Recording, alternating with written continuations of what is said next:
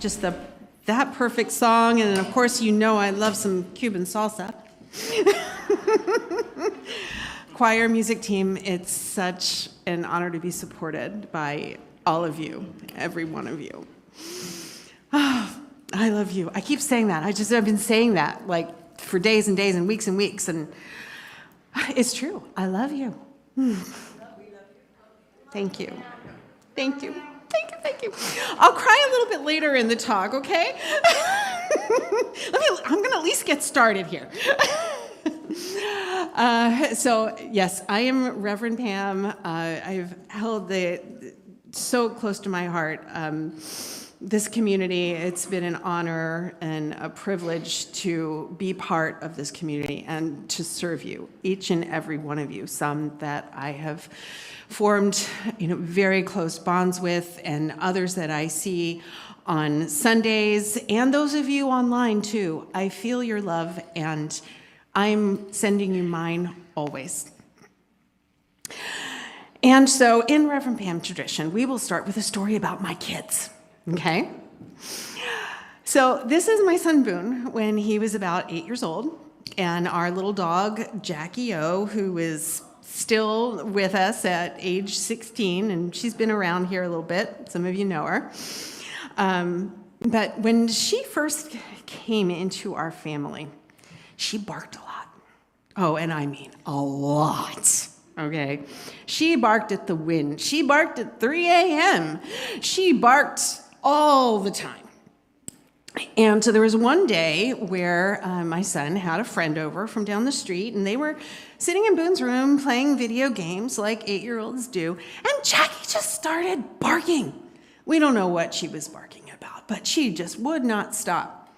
And so this friend turns to my son and says, "Your dog is so annoying." But he didn't stop there. He said, "If I had a shotgun, I would shoot her." Shock and horror. Now, I didn't know what happened, but I saw this friend just leave the house with no word, no goodbye, Miss Pam, nothing. He just left. I go in my son's room. My son is just bawling, just tears are flowing. I said, "What happened?" And so he just told me this story of what his friend had said. And he said, "I don't know if I can be friends with him. That's such a terrible thing to say." And he was just crying at the horror and at the feeling he was losing a friend. And I said to him, "Okay, I understand how you're feeling. Do you want to talk to him?" And he said, "No, not right now." I said, "Okay, we'll give it some time." Wouldn't you know, 2 days later, this friend's mother called me. She said, "I am so impressed with your son." Like, wait, what? What's happening here? And she said, yeah, he was walking home from the bus past our house, and the dad just happened to be outside. And our son stopped and talked to this adult on his very own and told him the story of what happened and how sad it had made him. And so that dad said, "Hey, wait a minute, this isn't right. Let's get you two together." And got the two boys together, and they talked. And they remained friends all through high school. They're kind of losing touch now since they've graduated high school, but they were able to mend that friendship, okay? And what this story is about is that my son, in that innocence of a child, called his friends to be a higher version of himself. My son was operating from the Heart Chakra, connecting to his friend. He saw the face of God in his friend, as I see the face of God in you.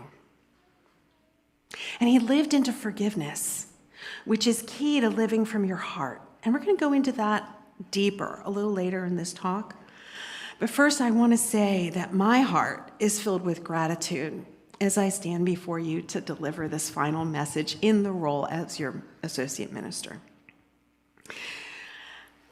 I have really enjoyed serving you and seeing all of the growth from you and growing myself in this community.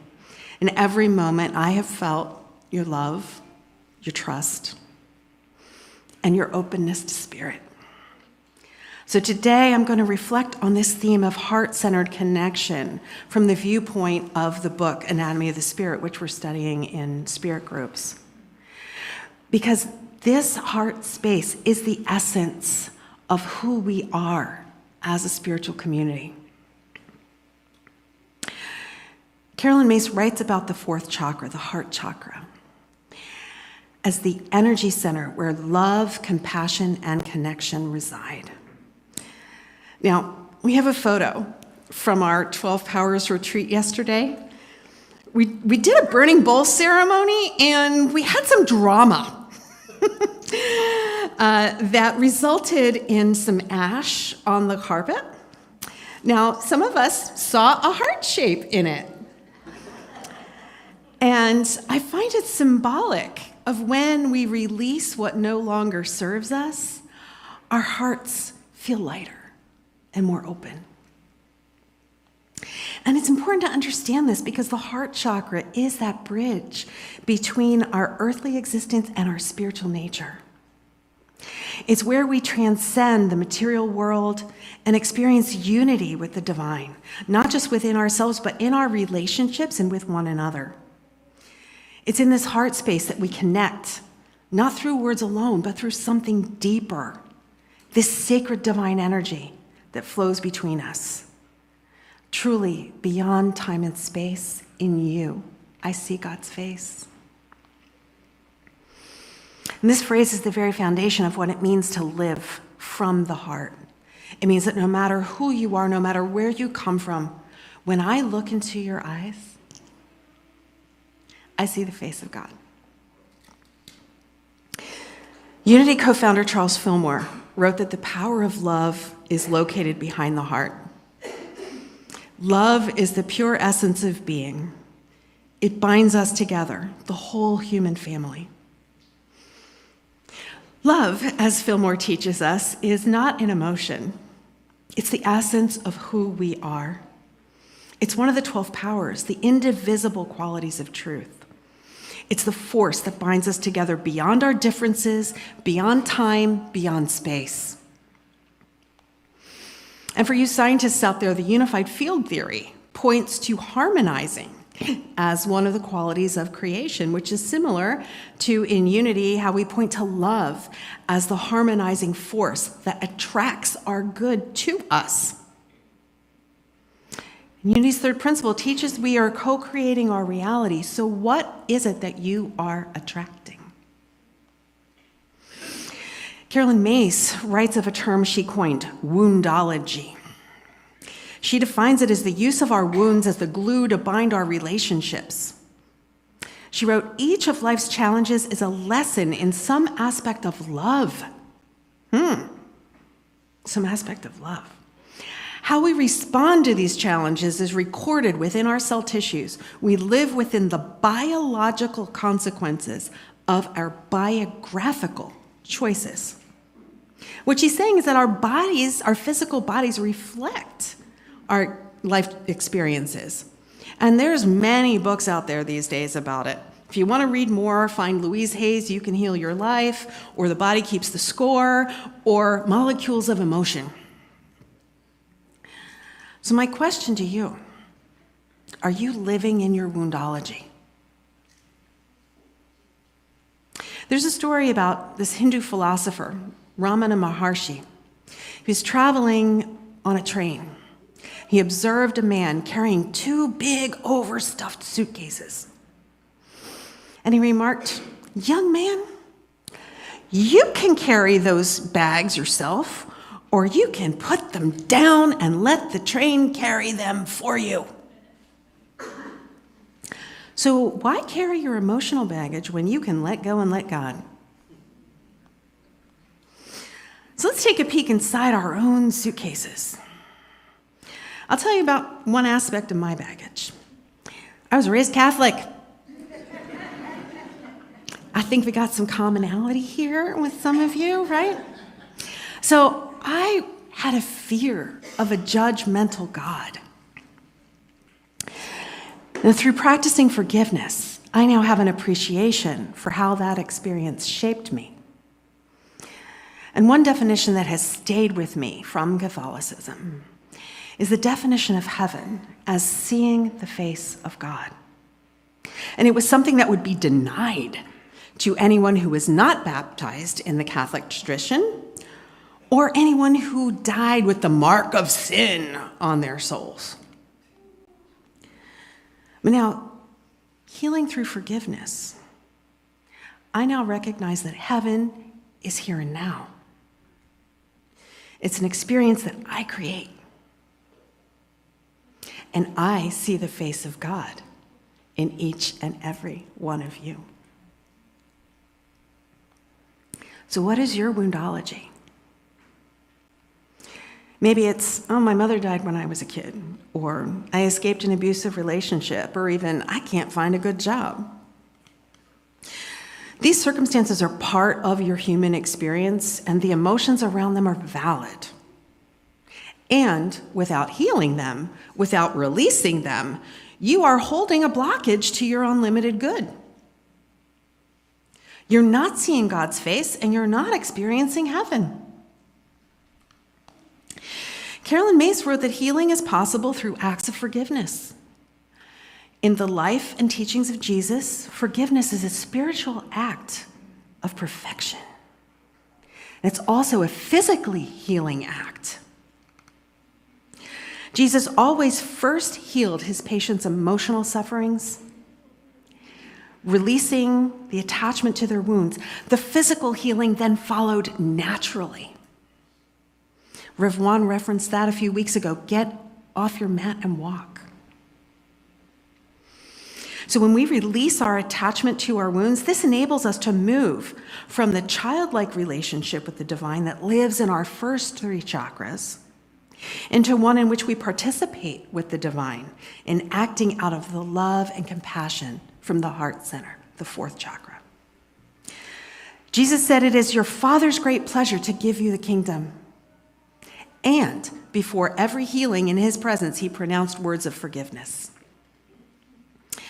Now, Carolyn Myss describes a process for releasing your woundology. She states, more than releasing from blame the people who caused our wounds, forgiveness means releasing the control that the perception of victimhood has over our psyches. Got that? The perception of victimhood. We have to release that. The liberation that forgiveness generates comes in the transition to a higher state of consciousness, not just in theory, but energetically and biologically. And she goes further. It may, in my view, contain the energy that generates miracles themselves. Who likes miracles? Yeah, I'm a fan of miracles, right? And the miracle right here and right now is that through time and space, in you and in you and in you and in you, I see God's face. Now, we have a photo of some babies. This photo is from Massachusetts Memorial Hospital in 1995. These twins were born severely premature. One was close to death. They each weighed 2 pounds. That would fit in the palm of your hand. Now, one twin was putting on a bit of weight, but the other one was crying, just constantly crying, like Jackie's barking. The other twin was constantly crying, and she couldn't get air, much less eat. So that was leaving her gasping. She was blue. Now, this weaker twin was having a particularly bad day, and the nurse in the newborn intensive care unit tried everything to calm her down. She wrapped her in a blanket, she gave her time with her dad, she suctioned down her nose. Nothing was working. So then she decided to act against hospital protocol. The rules were to have the babies in their own incubators, but she took this weak baby and put her in the incubator with her sister. The weaker baby snuggled up, and the stronger sister put her arm around her instinctively. What do you think happened next? The weaker baby stabilized. She stopped crying. She was able to breathe. She was finally able to take in some nutrition. And she improved dramatically over the next weeks in her new, less lonely quarters. Now, can you relate maybe to the weaker twins' feeling of separation? Maybe feeling alone, feeling helpless? I know some of us found unity when we were searching for relief from those feelings. Now, the twins' rescuing hug, as it was named, demonstrates the healing power of love and connection. It's a reminder that you are never alone, for we are all connected in the divine. Through time and space in you, I see God's face. When your heart chakra is open, when you've committed to healing your woundology, you don't just see the world differently, you feel it differently. You feel connected, not only to each other, but to all of creation. This heart chakra, as Carolyn Myss teaches, is the center of transformation. It's where you move from self-centeredness to other-centeredness, where you stop seeing others as separate and begin to see them as reflections of the divine. So I'll tell you the story of a community that I visited in Senegal in West Africa a few decades ago. So I was fortunate to have an opportunity to go to Africa. I had a friend who was serving in the Peace Corps in Senegal. And I was a little nervous about traveling there, knowing that I didn't know the language, that they speak Wolof, which is not even a written language at the time. And I was a little nervous about, going and how would I get around? And my friend said, "Oh, it'll be fine. You'll be with me all the time." So you know what happens. So her job was to record and support reproductive health of the women in this tribe, which is in a bunch of surrounding villages. And one day, she was to visit a new mother and the newborn. So we get to the hut, and the mother requests a private visit. Now I'm alone. I'm sitting outside this hut, and I tell her, it's okay, really, I'm fine, right?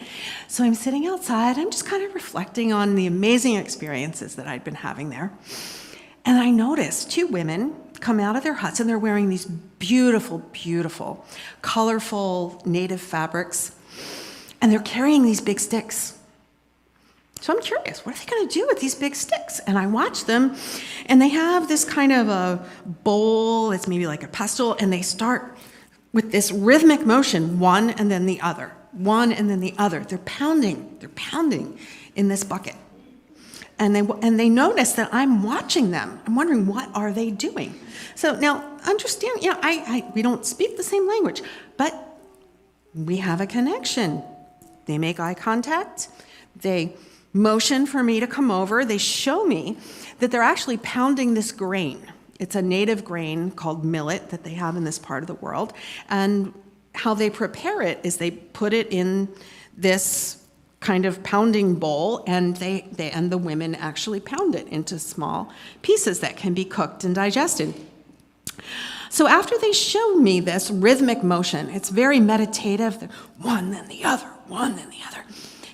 One of them hands me the stick. Okay, so I come over to this bowl and I get into the rhythm. Boom, and then the other, and dun, da dun, da dun, da da, and they're both smiling and they're laughing. Before you know it, people start coming out of their huts. And apparently they're whispering about the white woman pounding millet. So this crowd had gathered at this site, and they were loud. They were cheering me on, and I'm like just really into it. I'm in this meditative space, getting into this repetitive motion, and then I hear the voice of my friend. She's frantic because she comes out of the hut, and I'm not where she left me. She breaks through this crowd, and comes in, and she's greeting Pam, and she sees me there, and she's like, oh my God. Who else but Pam would be pounding millet, right? But so this story is really a story of community, how this community just took me in, supported me, accepted me.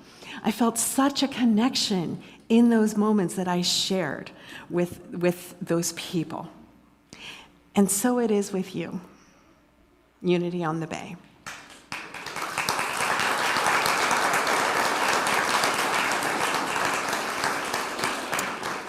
We have experienced this heart connection over this past year. We've prayed together, we've laughed together, we've supported each other through challenges, we've grown together. And in these moments, we're not individuals just coming together. We're one heart, one spirit, one love. And this is the power of community, the power of heart-centered connection. It transcends our personal stories and binds us together in the eternal story of God's love. Unity co-founder Myrtle Fillmore once said, "There is no separation in divine mind. We are all one." And Myrtle's words remind us that in God's eyes, we are never separate. Our hearts beat as one, and it is through this shared heartbeat that we experience the truth of our oneness. So I invite you now, turn to the person next to you and say, in you, I see God's face. Okay, now turn front and back, person in front and behind you, and I want to hear it louder now. In you, I see God's face.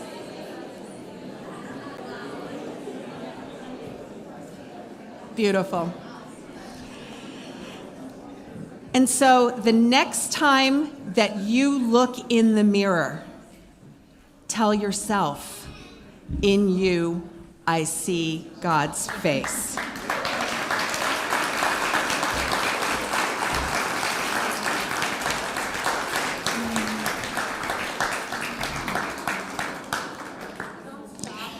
And so as I prepare to step into a new chapter, I want you to know that the heart connection we have formed will always remain.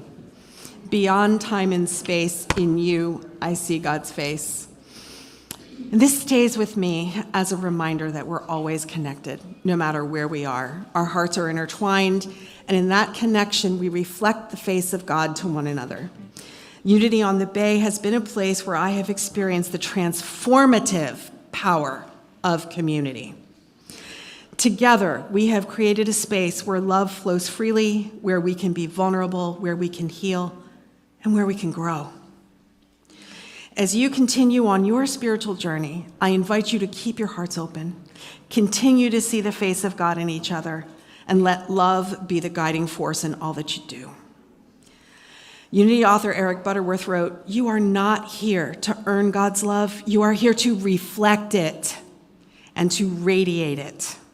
This is our purpose as a spiritual community, to reflect and radiate God's love, not just in our words, but in our actions, in our relationships, in our daily lives. And I'll close today with this affirmation for you, a prayer for you. May you see the face of God in every person you meet. May you continue to be a community that loves, that heals, that reflects the infinite love of Spirit. And although I will be geographically located across the continent, I know that across time and space, in you, I see God's face. Thank you, Unity on the Bay.